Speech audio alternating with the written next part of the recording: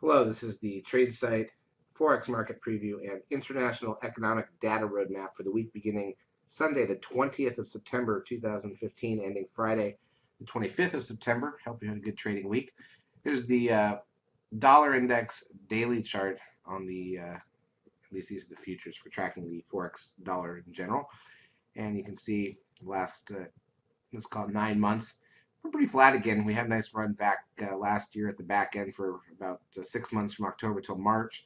And we've kind of been in that range from March till April since then, and a little bit of back and forth. I think market's pretty uncertain. That 13 you can see back in April, the 13 seeker sell signal was that top right there, and we've been back and forth between some static trend lines ever since. Here's a look at the euro dollar. Didn't do much this week, not much new to say there. Here's the pound dollar. Made its way back up towards the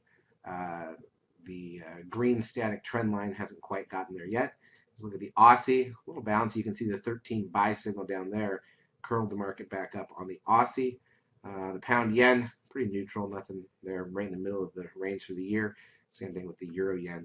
Right in the middle of the range for the year. So nothing new to say on the daily chart perspective. Nothing to focus on really. Let's take a look at the 30-minute time frame and see what we had for the week. We had a nice 100 pip winner on the euro dollar on the short side to end the week. But if you can look at the high and the low, it was only about 250 pips. Most of that was on Friday. If you take that out, Monday was very slow. Tuesday, not much more. Wednesday, a little bit more. Thursday, everybody waiting for the Fed. And then Thursday, we ran up after the Fed, topped out overnight Friday, and came all the way back towards the lows of the week. Look at the pound. High to low range here is more like 300 pips. And a little more activity here, except for Monday was pretty boring. But Tuesday was down, Wednesday back up, a couple hundred pips. Thursday flat until the Fed. A little bit better action maybe on the pound on average for the week. All right, let's take a look at the economic data that's going to be coming out this week. We just got through with a triple expiration, so that's out of the way. We just got done with a Fed meeting that was very suspenseful and ended up being nothing. So what do we have for the week ahead? Well, we've got the starting on Sunday, we've got Greek parliamentary election, to the extent that that matters. Visitor arrivals out of New Zealand, right move HPI out of the UK. Got a bank holiday in Japan, credit card spending in New Zealand, German PPI overnight. We got the wholesale sales number out of Canada in the morning, Monday morning, existing home sales in the US. Got a Fed member speaking. Got bank holiday in Japan for the second day of the week, so 2 days in a row. Australia's HPI, China's CB leading index, Switzerland's trade balance going into Tuesday. So very light to start the week in terms of data.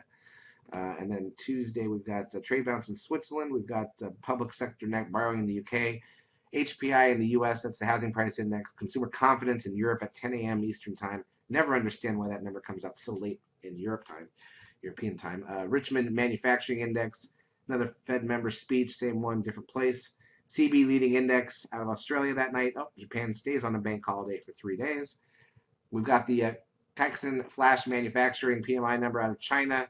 Got the same out of France and their services PMI number. Same with Germany. Same with the broad European sector. All 30 hours spaced apart in the wee hours of Wednesday morning here in the U.S. Retail sales out of Canada. Flash manufacturing PMI crude oil inventories. And that's same Fed members giving another speech on Wednesday. Trade balance out of New Zealand that night. Japan, no holiday here, so it's a 2-day week in Japan. Flash manufacturing PMI. All industries activity out of Japan.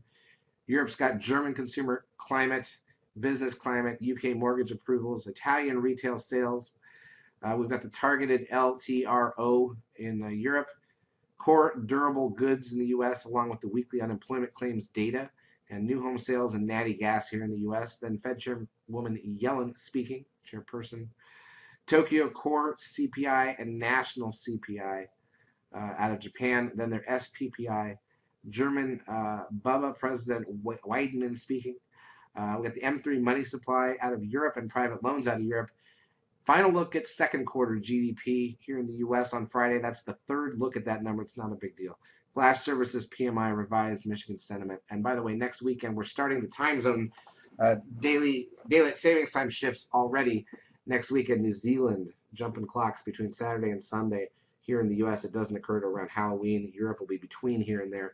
That can sometimes, the big ones will throw the Forex market off a bit because the technicals don't line up when the people in New York are now no longer trading exactly in the same time frame as the people in Europe, for example, but the New Zealand one shouldn't mess us up too much. So what do we focus on this week? I mean, in terms of data, there is some, but none of it's any of our big three. We have no Fed meeting, no expiration, so it should be a straightforward trading week. And maybe if there's some volatility in U.S. stocks and whatnot, we'll get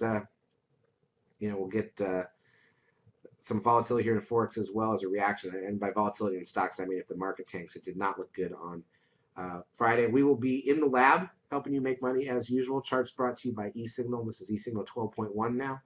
And if you have not taken a trial of our services, feel free to do so. If you find these videos useful, please like them on YouTube. It does help us out. Have a good week.